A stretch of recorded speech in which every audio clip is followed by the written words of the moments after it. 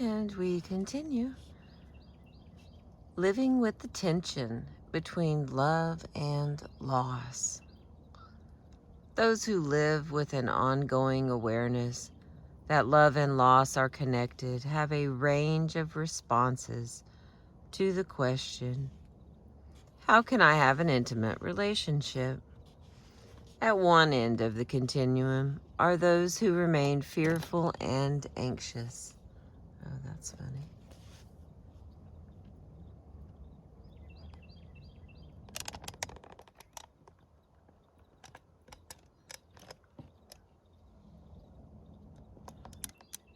There's so many birds. There's so many birds. It's like my phone wants to turn towards all those birds. It's like, we'll catch a different sunrise, lady. Let's watch some birds. All right, sorry about that. Let's see. We can continue rather than restart. How can I have an intimate relationship? At one end of the continuum are those who remain fearful and anxious. They have intimate relationships, but those relationships are haunted by fears of loss and abandonment, often despite a lack of confirming evidence. These individuals worry that a friend or lover will leave them suddenly and unexpectedly. At times, even minor separations feel traumatic. One woman commented quite candidly, "I know it sounds silly, but I hate saying goodbye to anyone. My own mother, whose father died when she was 7, always feels just a little bit sad when any of her family or close friends goes away, even for a short trip."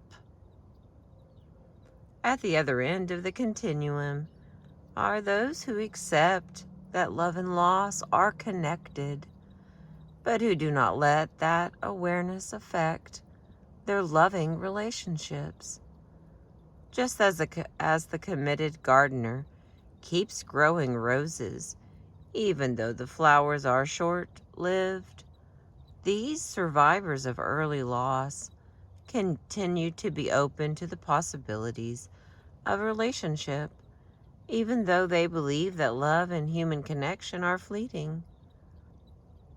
2 men, each of whom had lost a parent in adolescence, were both currently married to women who had serious illnesses. Neither had seen his future spouse's precarious medical condition as a reason to reject the relationship. In both cases, friends and relatives had attempted to counsel against the marriage, suggesting that it was foolish to love someone who might die young. Excuse me. Each responded to these would-be counselors in the same way.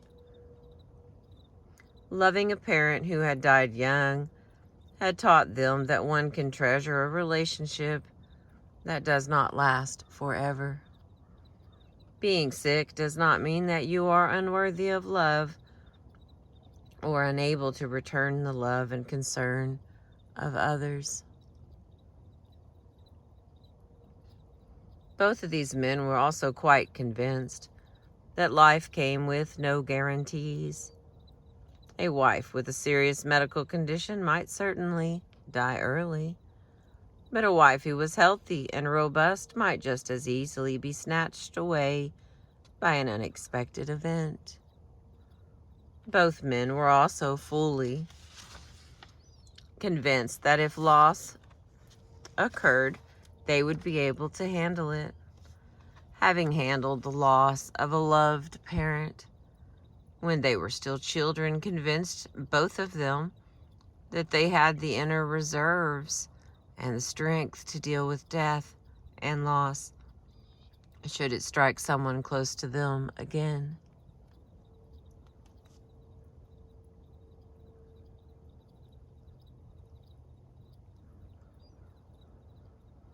was the sign?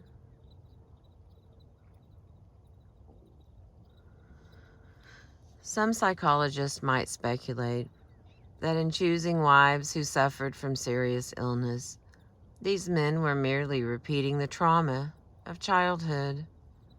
After talking with both of them for hours,